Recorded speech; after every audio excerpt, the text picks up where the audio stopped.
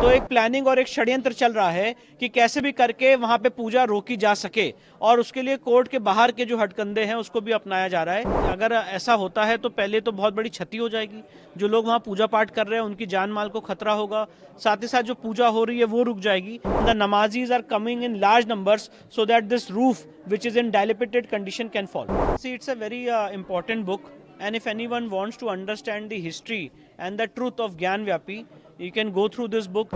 जो सच है वो इस बुक में सामने उजागर करने की कोशिश की गई है।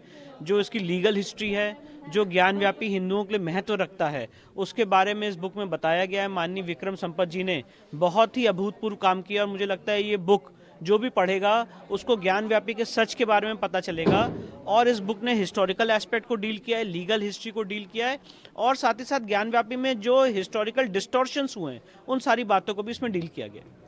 अभी चूंकि ज्ञान व्यापी मामला चलते रहा है, लेकिन हिंदू जो साइड के लोग हैं उन्हें प्रे करने की अनुमति भी नहीं हो रही है कि जहाँ पे इस समय सेलार में पूजा पाठ चल रही है उसके ऊपर नमाज पढ़ी जा रही है, भारी मात्रा में नमाजी आ रहे हैं और ऐसी सिचुएशन उत्पन्न हो सकती है कि वो छत कभी भी गिर सकती है, जिससे बहुत बड़ा डैमेज हो सकता है, पूजा रुक सकती है। इसलिए हमने माननीय न्यायालय में एप्लीकेशन दी है कि वहाँ पे जो छत है उसको प्रोटेक्ट किया जाए और जो भारी संख्या में वहाँ पे लोग नमाज पढ़ने जा रहे हैं छत के ठीक ऊपर, उनकी जो क्वांटिटी है उनको कंट्रोल किया जाए, जिससे जो कोर्ट का ऑर्डर है उसकी कंप्लायंस हो सके। तो ऐसा हमने प्रार्थना पत्र कोर्ट में दायर किया है और मुझे उम्मीद है आगे आने वाले समय में उस पर हियरिंग होगी। आपको लगता है ये प्री प्लान है? देखिए, जैसे जब से माननीय डिस्ट्रिक्ट जज का ऑर्डर आया 31 जनवरी का और इलाहाबाद हाईकोर्ट का भी फैसला आ चुका है उस ऑर्डर को अपहोल्ड करते हुए, तो एक प्लानिंग और एक षड्यंत्र चल रहा है कि कैसे भी करके वहां पे पूजा रोकी जा सके और उसके लिए कोर्ट के बाहर के जो हथकंडे हैं उसको भी अपनाया जा रहा है। इसलिए हमने कोर्ट में मामला लाए लीगली रिसर्च के साथ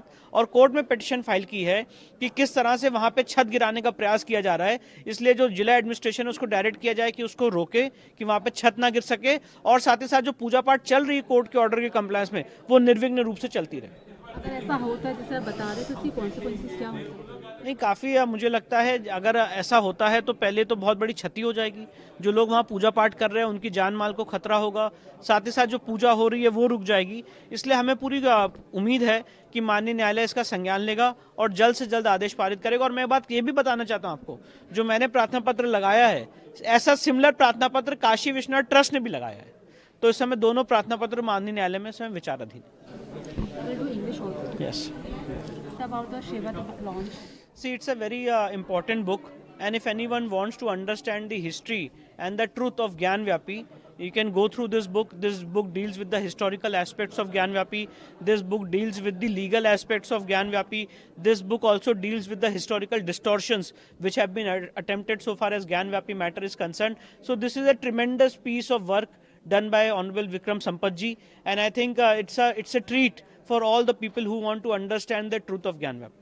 So you are taking care of the Gyan Vyapi mosque issue, and what's your comment about the roof? What you said earlier. See, there is a precise, I think, very important thing which has developed in Gyan Vyapi after the order passed by the District Judge of Varanasi on 31st of January 2024. After that order, it has so happened that there is a continuous attempts made by members of Muslim community who are going to offer namaz there every day. They are coming in large numbers over the said cellar so that the roof can be demolished and in turn the puja can be stopped. So these are the attempts which are made by the members of Muslim community.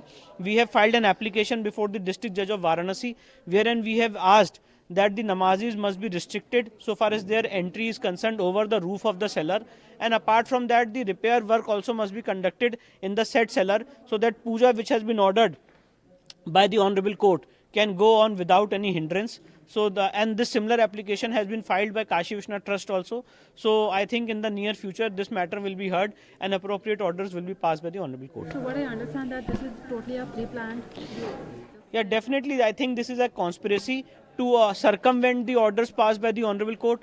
The Honorable District Judge of Varanasi has passed an order on 17th of January and 31st of January, and the order has been upheld by the Honorable Allahabad High Court recently. So I think that there is a conspiracy so that this puja can be stopped, and the namazis are coming in large numbers so that this roof, which is in dilapidated condition, can fall.